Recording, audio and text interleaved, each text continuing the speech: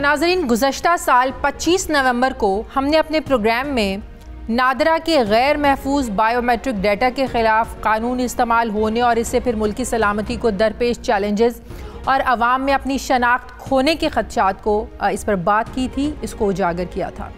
अपने प्रोग्राम में हमने ये भी बताया था कि कोरोना वायरस की वजह से बेरोज़गारी से दो चार होने वाले 20,000 से ज़ायद अफराद फरसूदा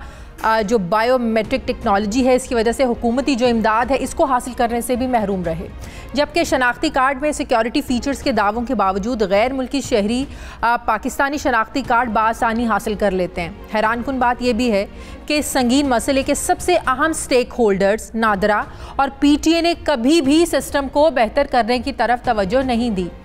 हमारी तरफ से मामला मंजर आम पर लाए जाने के बाद अब वफाकी काबीना ने इस पर नोटिस लिया है, जबकि वफाकी वजारत साइंस और टेक्नोलॉजी ने 15 करोड़ बायोमेट्रिक सार्फिन की शनाख्त और मुल्क की सिक्योरिटी को महफूज बनाने के लिए कदम उठाया है और national university of science and technology के माहिरीन से रुजू किया है, जिसके बाद टेस्टिंग भी की गई है। National university of science and technology के माहिरीन ने LES टेक्नोलॉजी को बायोमेट्रिक से मुतालिक मुल्क और आवाम को दरपेश तमाम चैलेंजेस और मसाइल का हल करार दिया है। नस्ट यूनिवर्सिटी की रिपोर्ट के मुताबिक PTA और नादरा मुश्तरका कोशिशें करके नाकिस बायोमेट्रिक का जो निज़ाम है इसके ज़रिए होने वाली डेटा चोरी जो है इसको रोक सकते हैं और आवाम में शनाख्त खोने और फिंगरप्रिंट चोरी होने जैसे तो तहफ़्फ़ुज़ात हैं इसको भी दूर कर सकते हैं। लेकिन सवाल ये है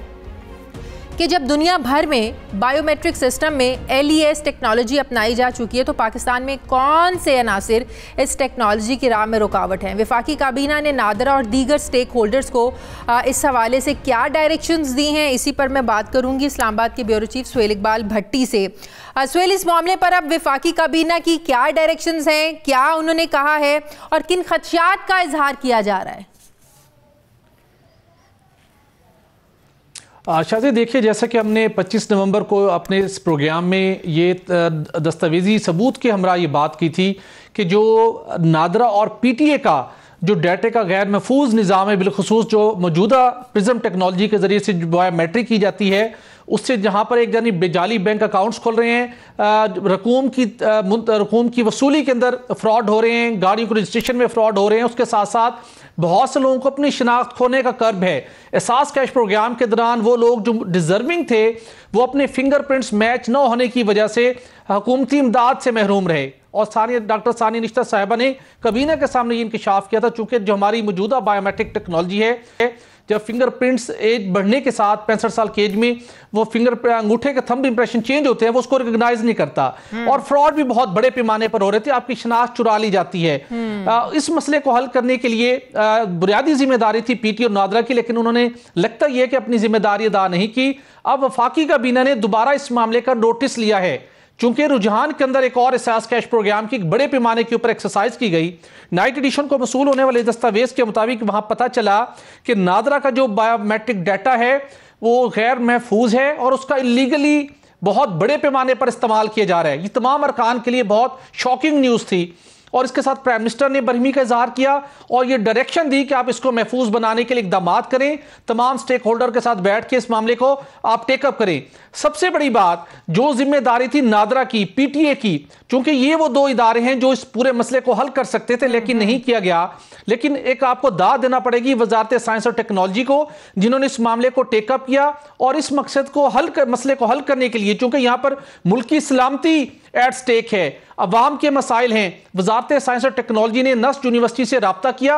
और उन्होंने पूछा कि जो एक डिवाइस भी भिजवाई गई, नस्ट के माहिरीन ने अपने लैब के अंदर उसकी टेस्टिंग की। टेस्टिंग के बाद उन्होंने रिपोर्ट वजारत साइंस और टेक्नोलॉजी को अरसाल करते हुए इस बात की तस्दीक की है कि जो स्पूफिंग टेक्निक्स हैं जो जिस वजह से लोगों को फ्रॉड और जालसाजी का सामना करना पड़ता है, उससे छुटकारा हासिल करने के लिए और जो मौजूदा कमजोर बायोमेट्रिक का सिस्टम है, लाइट एमिटिंग सेंसर जो है LES टेक्नोलॉजीज का वाहिद हल है। ये बहुत कैटेगोरिकली उन्होंने अपनी रिपोर्ट के अंदर लिखा है और इन्होंने उसको इंडिपेंडेंट कन्फर्मिटी रिपोर्ट। उनका इस मामले पर क्या कहना है? वो भी इस पर अपनी तजावीज दे रहे हैं? शाजी, हमने नादरा से भी इससे पहले राब्ता किया था, पीटीए से भी राब्ता किया था। दोनों नादरा और पीटीए के तर्जुमान ने अपना मौकिफ दिया। नादरा तक वही उनका एक रवायती मौकिफ था कि हम डाटा को महफूज बनाने के लिए हर तरह की मुमकिन इकदाम कर रहे हैं, लेकिन मसला यह है जो बायोमेट्रिक के लिए जो सिस्टम टेक्नोलॉजी इस्तेमाल कर रहे हैं उसको अब आपकी फेडरल कैबिनेट कह रही है कि वो उससे डाटा उसका मिसयूज हो रहा है, उसको तब्दील करने की जरूरत है। पीटीए का मौकिफ सामने आया, उन्होंने एक सारा क्राइटेरिया अपना बताया, उसके बाद उन्होंने कहा कि हम इस सिलसिले से निपटने के लिए अब ये कर रहे हैं कि फेस रिकॉग्निशन टेक्नोलॉजी लेके आए। ये उसका हल नहीं है। दुनिया भर के अंदर इस मसले के लिए जहां पर नौजवान हो, जिस तरह पाकिस्तान के अंदर 15 करोड़ के लगभग बायोमेट्रिक वाले सार्फिन हैं, जिन्हें मुख्तलिफ स्टेजेस के ऊपर बैंक अकाउंट्स हो, गाड़ियों को रजिस्ट्रेशन हो, रकूम की वसूली का मामला हो, उनके फिंगरप्रिंट्स यूज होते हैं बायोमेट्रिक के जरिए। पीटीए टेलकोस को एक डायरेक्शन जारी करता है जिसके अंदर वो टेक्नोलॉजी का लेवल बताता है। सिर्फ पीटीए ने उनको कन्वे करना है कि आपने ये टेक्नोलॉजी अडॉप्ट करनी है, लेकिन लगता है कि पीटीए एक ऐसी टेक्निक से अडॉप्ट करने जा रहा है जो टेक्नोलॉजी मुतारिफ नहीं करवाई गई अभी तक। बिल्कुल, दुनिया भर के अंदर मुतारिफ कराई जा चुकी है और इसको हमने जानने की कोशिश की कि कौन से ऐसे एलिमेंट्स हैं जो इस टेक्नोलॉजी की राह में रुकावट हैं। तो दीगर शोबों की तरह जो कुछ ऐसे लोग जो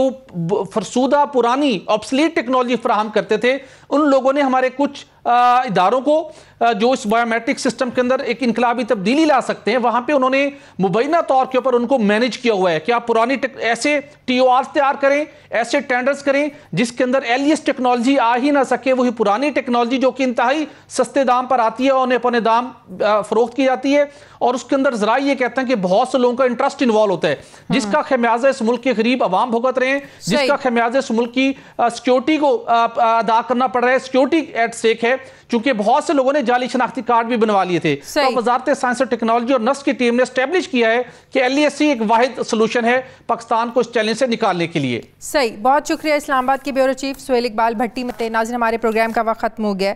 प्रोग्राम के लिए आप हमें फीडबैक ज़रूर दीजिएगा। अपना ख्याल रखिएगा। मुझे इजाज़त दीजिए। अल्लाह हाफिज़।